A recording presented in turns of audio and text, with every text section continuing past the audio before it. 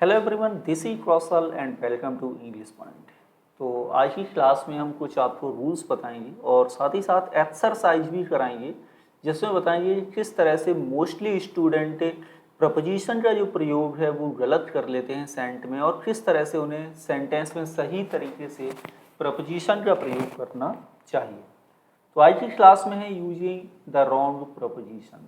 तो देखिए, mistakes are often made by using the wrong preposition after certain words. यानी कि जब हम बात करते हैं फिक्स प्रपोजिशन की, तो फिक्स प्रपोजिशन का मतलब होता है कि किसी सर्टेन वर्ड के बाद डेफिनेट प्रपोजिशन का प्रयोग किया जाता है। मोस्टली स्टूडेंट वहाँ पर मिस्टेक कर लेते हैं, उन्हें समझ नहीं आता कि वहाँ पर हम कौन सा प्रपोजिशन का प्रयोग करेंगे। तो यहाँ पर कुछ मैं आपको ऐसे सेंटेंस और लिस्ट दे रहा हूँ ऐसे शब्दों की which most often give trouble, जो ज़्यादातर परेशान करते हैं, यानी कि आपको मोस्ट इंपोर्टेंट फिक्स प्रपोजिशन बता रहे हैं। तो सबसे पहला लेते वर्ड यहाँ पर है, आपका पहला वर्ड है अपसर्ड। अपसर्ड का मतलब होता है वेरी मच इंटरेस्टेड, यानी कि किसी चीज़ में ज़्यादा इंटरेस्ट लेना। हिंदी में कहें तो इसका मतलब हम कहें तो मग्न होना, तल्लीन होना, है ना, किसी भी चीज़ में। तो इसके बाद देखो, इसके बाद मोस्टली प्रपोजिशन कौन सा यूज कर लेते हैं स्टूडेंट? एट प्रपोजिशन लगा लेते हैं कि अपसर्ड एट, लेकिन यूज नहीं होगा, एट का प्रयोग नहीं होता है, बल्कि इसके बाद यूज किया जाता है इन। अपसर्ड इन, ये करेक्ट प्रपोजिशन है। यानी कि आप इसे फिक्स प्रपोजिशन भी बोल सकते हैं। जब भी आपको ये वर्ड मिले ना, तो आपको प्रपोजिशन भी यही प्रयोग करना है। तो दो यहाँ पर सेंटेंस लिखे हुए हैं कि डोंट से, यानी कि आप इस तरह से सेंटेंस में प्रयोग नहीं करेंगे। The man was absurd at his work, यानी आदमी अपने काम में बहुत ही मग्न था। तो ये गलत है, क्योंकि यहाँ पर एट प्रपोजिशन का प्रयोग नहीं होगा। करेक्ट आंसर होगा वो होगा आपका the man was absurd in his work, यानी इन प्रपोजिशन यहाँ पर करेक्ट है। तो आपको क्या याद करना है कि जब भी आपको अपसर्ड मिलता है, इसके बाद इन प्रपोजिशन का प्रयोग ही करें। नेक्स्ट देखते हैं सेकंड नंबर, और इसमें है आपका एक वर्ड है अक्यूज। अक्यूज का मतलब होता है आरोपी या फिर दोषी। अक्यूज्ड के बाद जो फिक्स प्रपोजिशन प्रयोग होता है उसे याद करो कि आपको क्या लगाना है, ऑफ प्रपोजिशन का प्रयोग करना है, ना कि फोर का। फोर प्रपोजिशन प्रयोग नहीं किया जाएगा।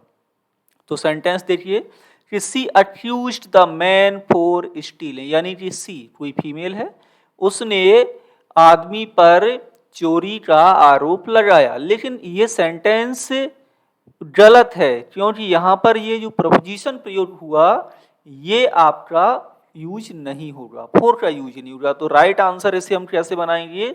सी accused the man of stealing आपका राइट आंसर होगा। इसके साथ साथ अक्यूज्ड मतलब होता है आरोपी होना, है ना।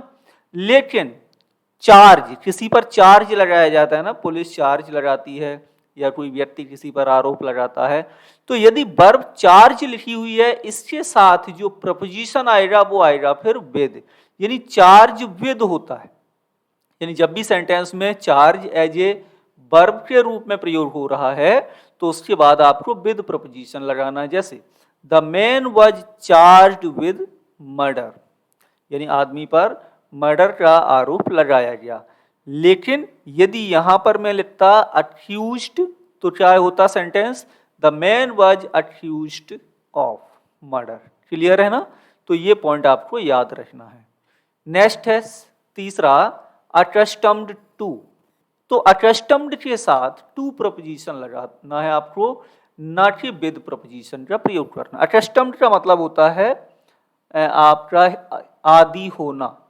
अकस्टम्ड का सिमिलर वर्ड की बात करें तो हैबिचुएटेड हो जाएगा, यूज्ड हो जाएगा। तो हैबिचुएटेड और यूज्ड के साथ भी टू प्रपोजिशन का प्रयोग किया जाता है, ये भी ध्यान रखें। सेंटेंस मोस्टली स्टूडेंट इस तरह से बना देते हैं, I am accustomed with hot weather, यानी कि मैं गर्म मौसम का आदी हूं। लेकिन ये गलत है, विद प्रपोजिशन नहीं आना है। राइट आंसर आप ऐसे लिखेंगे, I am accustomed to hot weather, यानी कि अकस्टम्ड के बाद जो प्रपोजिशन लगाएंगे वो कौन सा यूज करना है? टू प्रपोजिशन का प्रयोग करेंगे। यहां पर एक चीज और देख लो अभी मैंने बोला था आपको यूज्ड, ये सिमिलर वर्ड है, अकस्टम्ड के साथ टू आता है और यूज्ड के साथ भी टू का प्रयोग किया जाता है। और आदि होना ये तब निकलेगा जब यूज्ड टू वर्ब से पहले बी वर्ब लगी होगी, ठीक है ना। बी यूज्ड टू का प्रयोग हो रहा है तो इसका मीनिंग होगा आदि होने से। यदि यूज्ड टू आपकी मॉडल वर्ब के रूप में प्रयोग हो रही है तो इसका फिर सेंस आएगा पास्ट की हैबिट से, ये ध्यान रखना है। ये मॉडल वर्ब है, यहां पर यूज्ड आपका एडजेक्टिव की तरह कार्य करता है। सेंटेंस देखो, he is used to the heat, यानी वह हीट का आदी है। नेक्स्ट सेंटेंस देखें, सेंटेंस 4, और सेंटेंस 4 में है अफ्रेड ऑफ। अफ्रेड मतलब होता है डरना, डर। इसके साथ कौन सा प्रपोजिशन यूज होता है? इसके साथ जो प्रपोजिशन प्रयोग होता है वो होता है ऑफ, ना कि फ्रॉम। फ्रॉम प्रपोजिशन का प्रयोग नहीं किया जाता। तो कभी भी यदि आप इस तरह से सेंटेंस बनाते हैं, ये Laura is afraid from the dog, यानी लॉरा कुत्ते से डरती। अब किसी पर्टिकुलर डॉग की बात हो रही है क्योंकि डेफिनेट आर्टिकल है, तो अफ्रेड के साथ फ्रॉम प्रपोजिशन नहीं आता है, तो ये फिक्स प्रपोजिशन है। और फिक्स प्रपोजिशन तो मोस्ट इंपोर्टेंट है, इंग्लिश में आपको याद करने ही पड़ेंगे। राइट आंसर कैसे बनाएंगे आप कि Laura is afraid of the dog, यानी कि ऑफ प्रपोजिशन अफ्रेड के बाद यूज करना है। सेंटेंस 5 देखें, एम एट। एम मतलब होता है उद्देश्य होना या निशाना लगाना। इसके बाद ना तो ऑन का, एम के साथ ना तो ऑन का यूज होता है और ना ही अगेंस्ट का प्रयोग होता है, ये दोनों प्रपोजिशन नहीं आते। आप हिंदी ट्रांसलेट करते समय आप किसी भी तरह से सोच सकते हो, लेकिन प्रपोजिशन ऐसे वर्ड्स हैं जो किसी शब्द के बाद यूज हो रहे हैं तो वो फिक्स है, ठीक है ना, उसका हिंदी निकालने का कोई मतलब नहीं है। तो यदि आप इस तरह से बोलते हो सी एम्ड ऑन या सी एम्ड अगेंस्ट द टारगेट, तो ये सेंटेंस गलत है आपका। सही आंसर कैसे बनेगा? सी एम्ड एट द टारगेट। जब भी डायरेक्शन की बात होती है, याद कर लो, जब भी डायरेक्शन की बात होती है तो प्रपोजिशन एट का प्रयोग किया जाता है। जैसे एम एट है हो गया आपका, थ्रो एट हो गया, ये नीचे लिखे हुए हैं देख लो। Use the preposition at to denote direction, यानी डायरेक्शन की बात हो रही होती तो प्रपोजिशन एट का यूज होता है। जैसे थ्रो एट, कोई चीज फेंक रहे हैं ना, तो थ्रो के बाद एट प्रपोजिशन लगाना है। शाउट के बाद एट प्रपोजिशन आता है। फायर के बाद भी एट प्रपोजिशन का प्रयोग किया जाता है। शूट के बाद भी एट प्रपोजिशन आता है। लेकिन शूट के बाद एट नहीं लगाओगे तो इसका मीनिंग डिफरेंट होगा, इसका मीनिंग हो जाएगा किल, मारने से। शूट के बाद यदि जैसे ही शॉट ए बर्ड, ही शॉट ए बर्ड का मतलब उसने हिट किया और उसे मार दिया। लेकिन शूट के बाद एट लगाओगे तो शूट किया है लेकिन उसका रिजल्ट यानी कि वो मरा है, उसे हिट हुआ है या नहीं हुआ है, ये यहाँ पर मेंशन नहीं होता है। तो ध्यान रहे, यदि शूट वर्ब के बाद यदि आप एट लगाएंगे तो यहाँ पर किल वाला सेंस नहीं आएगा और हिट और किल वाला नहीं आता है सेंस। सिट्स देखें, सिट्स के बाद क्या यूज हो रहा है? सिट्स है एंग्री। एंग्री मतलब नाराज होना। इसके बाद कौन सा यूज करते हैं? Angry with. लेकिन दो कंडीशन बनती है, वो दोनों बताते हैं। एंग्री के बाद अगेंस्ट प्रपोजिशन का प्रयोग नहीं होता, किसी के विरुद्ध या किसी के खिलाफ ही नाराज होते हैं, लेकिन अगेंस्ट नहीं लगाना, विद प्रपोजिशन यूज होता है। यदि आप ऐसे कहते हो the teacher was angry against him, तो ये गलत है, यानी कि शिक्षक उससे नाराज थे। सही आंसर कैसे बनेगा? The teacher was angry with him. अब यहाँ पर लॉजिक क्या लगाना है कि we get angry with a person, यानी एंग्री आप लगा रहे हो तो एंग्री के बाद विद लगाया है आपने, तो इसके बाद somebody आएगा। somebody का मतलब किसी व्यक्ति से नाराज हैं तो विद लगाना है। अब हम किसी बात से भी नाराज हो सकते हैं, किसी चीज से भी नाराज हो सकते हैं, तब क्या प्रयोग करेंगे? तो उस सिचुएशन में आपको एंग्री के बाद जो प्रपोजिशन यूज करना होता है वो एट यूज किया जाता है। एंग्री एट समथिंग, ठीक है। तो बट ए थिंग लिखा हुआ है, यानी कि एंग्री विद ए पर्सन होता है लेकिन एंग्री एट ए थिंग होता है। जैसे he was angry at the weather, यानी वह मौसम से बहुत ही नाराज था, यानी मौसम खराब हुआ। यहां पर आपको विद प्रपोजिशन नहीं लगाना है। तो ठीक इसी तरह और भी फिक्स प्रपोजिशन है, उन्हें देखो। एनॉयड के बाद भी विद आता है, annoyed with somebody, annoyed at something. Vexed के बाद भी विद का यूज होता है, इंडिग्नेंट के बाद भी विद प्रपोजिशन का प्रयोग किया जाता है, और इनके बाद थिंग या कोई बात होगी तो एट का प्रयोग होगा। ये फिफ्थ है, annoyed with somebody, annoyed at something, vexed with somebody and vexed at something. इस तरह से याद करना है ये सारे वर्ड्स आपको। आप नोट्स बना सकते हो और इन्हें वहां पर लिख भी सकते हैं। नेक्स्ट है 7, एंजाइज मीन्स व्याकुल, चिंतित, ट्रबल्ड। इसके बाद यूज होता है, वो यूज होता है प्रपोजिशन आपका अबाउट। यहाँ पर फॉर का प्रयोग नहीं होगा। सेंटेंस देखिए कि they are anxious for his health, यानी वे उसकी हेल्थ को लेकर के व्याकुल हैं या चिंतित हैं, लेकिन गलत है। राइट आंसर क्या है, फॉर प्रपोजिशन नहीं आएगा, अबाउट प्रपोजिशन का प्रयोग किया जाएगा। ठीक, लेकिन इसका यदि एक और मीनिंग आता है वो देखिए, तो फॉर का प्रयोग हो जाएगा।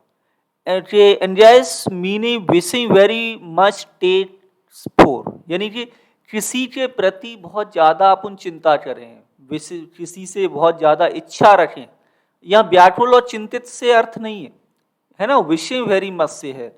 तो इसके साथ जो प्रपोजिशन यूज होता है वो होता है आपका फॉर। जैसे parents are anxious for their children success, यानी जो पेरेंट्स होते हैं वो अपने बच्चे की सफलता को लेकर के थोड़ा बहुत ही ज्यादा विश करते हैं, है ना। तो यहाँ पर क्या यूज करना है आपको, फिर फॉर का प्रयोग करना है। यहाँ पर अबाउट प्रपोजिशन प्रयोग नहीं किया जाएगा। नेक्स्ट देखिए सेंटेंस 8, अराइव एट, यानी अराइव के साथ एट प्रपोजिशन आता है ना कि टू। वैसे तो क्या है कि प्लेस होता है और वर्ब ऑफ मूवमेंट है तो टू प्रपोजिशन आता है, लेकिन अराइव के बाद नहीं आएगा, अराइव के बाद एट लगाना है। तो यदि आप इस तरह से बोलोगे ना कि we arrived to the village at night, कि हम रात में गांव पहुंचे, तो ये सेंटेंस गलत है, टू प्रपोजिशन नहीं आएगा। राइट होगा we arrived at the village at night, और ये भी याद कर लो नाइट से पहले आपका एट प्रपोजिशन यूज होगा। यहां पर कुछ और भी वर्ड्स हैं वो देख लेते हैं। यूज अराइव इन, अराइव के बाद इन भी यूज होता है दो सिचुएशन में। अराइव के बाद यदि किसी देश का नाम है, कंट्री लिखा हुआ है, तो आपको इन प्रपोजिशन लगाना है, या बड़ा शहर है, बिग सिटी है, तो आपको इन प्रपोजिशन लगाना है, और अन्य जगह पर आपको एट प्रपोजिशन का प्रयोग करना है अराइव वर्ब के बाद। जैसे mister Smith has arrived in London, यानी मिस्टर स्मिथ लंदन पहुंच गए हैं। तो इन प्रपोजिशन आया आपका यहाँ पर, लंदन है, न्यूयॉर्क है, इंडिया एटसेट्रा, ये सब कंट्री और बिग सिटीज हैं। तो इस तरह से आप ध्यान रखेंगे। नेक्स्ट सेंटेंस 9, असेम्ड ऑफ, लज्जित होना, शर्माना। इसमें आपको फ्रॉम प्रपोजिशन का प्रयोग नहीं करना है। यदि आप इस तरह से कहते हो तो ये सेंटेंस गलत होगा कि now ashamed from his standard, ये गलत हो जाएगा। असेम्ड का फ्रॉम नहीं आता, बल्कि असेम्ड हो जाएगा is now ashamed of standard होगा। पर एक पॉइंट है वो से आप याद कर लो, एक वर्ड है शाई। शाई का मतलब क्या होगा और असेम्ड का मतलब क्या होगा, देखिए। तो it isn't correct use ashamed of meaning Sai, यानी असेम्ड का प्रयोग साई के रूप में नहीं करना है। साई का मतलब अलग होगा, असेम्ड का मीनिंग अलग होता है। असेम्ड का मीनिंग होता है फीलिंग सेम या गिल्ट, यानी अपराध की भावना महसूस करना किसी चीज के प्रति, तो वो आप क्या है, असेम्ड है। लेकिन साई का मतलब होता है फीलिंग नर्वस विद समवन, किसी व्यक्ति से नर्वस हो जाना, तो यहां पर ऑफ प्रपोजिशन लगाना है। तो ये ध्यान रहे कि आई एम असेम्ड या फिर I am सेम्ड of my teacher, right होगा। लेकिन साई लगा रहे हो तो आई एम, यहाँ पर सॉरी, यहाँ पर किसी व्यक्ति से आप नर्वस महसूस कर रहे हैं, फीलिंग नर्वस महसूस कर रहे हैं, तो यहाँ पर ये सेंटेंस गलत होगा आपका। यहाँ पर क्या राइट होना चाहिए, I am sigh of my teacher. Same ashamed नहीं होगा क्योंकि आपने कोई गलत कारण नहीं दिया, बस आप नर्वस महसूस करते अपने टीचर के सामने।